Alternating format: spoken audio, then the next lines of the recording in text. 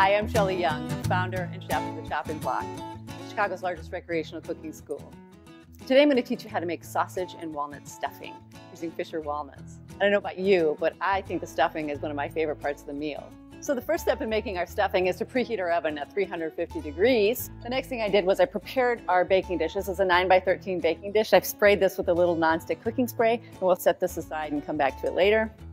The next step in preparing our stuffing recipe is to preheat a skillet over a medium-high heat. To that I'll add a pound of mild sausage, 1 cup of diced onion, and 3/4 cup of diced celery. If your pan is nice and hot, what's going to happen is the meat will not stick. So it's very important to preheat that. I'm going to add the celery, the 3/4 cup, the 1 cup of onions. I'm going to saute this for about 10 or 15 minutes until the meat starts to brown, the vegetable gets nice and tender. Right now I can just smell all the flavors coming out of this. It's super aromatic. It's going to add a ton of flavor to that stuffing. We're going to break this up a little bit as we're cooking it just so we have smaller pieces of sausage.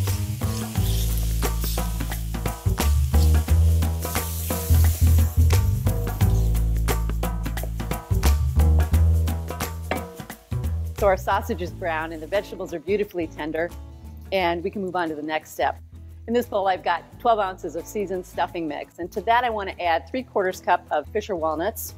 You know, I love the stand-up bag. It makes it so easy to scoop. So I'm going to zip these up and keep them nice and fresh for next time.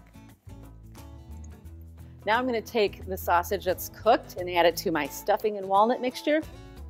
And to that, I'm going to add 2 1/4 cups of chicken stock and 2 tablespoons of melted butter. Like so. What I want to do here is just lightly toss this. It doesn't need to be well combined. Once we pour it in the baking dish, it'll finish combining. Let's grab the baking dish we prepared earlier so we can put our stuffing in there and get it in the oven. After we put our stuffing mixture into this, what we want to do is cover that with aluminum foil, and then we're going to put it in that preheated oven and bake it for about 45 minutes.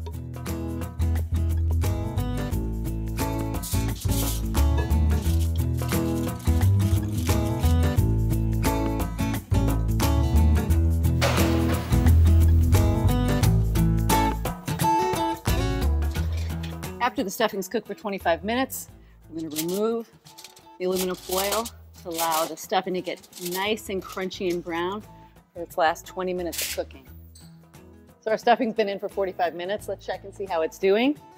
Oh yeah, that looks beautiful. Oh, the aroma of this. It takes me back to my childhood, sitting around the table with my family at the holidays. And the crunchy topping and the walnuts, they make me want to dive in right now. And for more delicious recipes, visit fishernuts.com.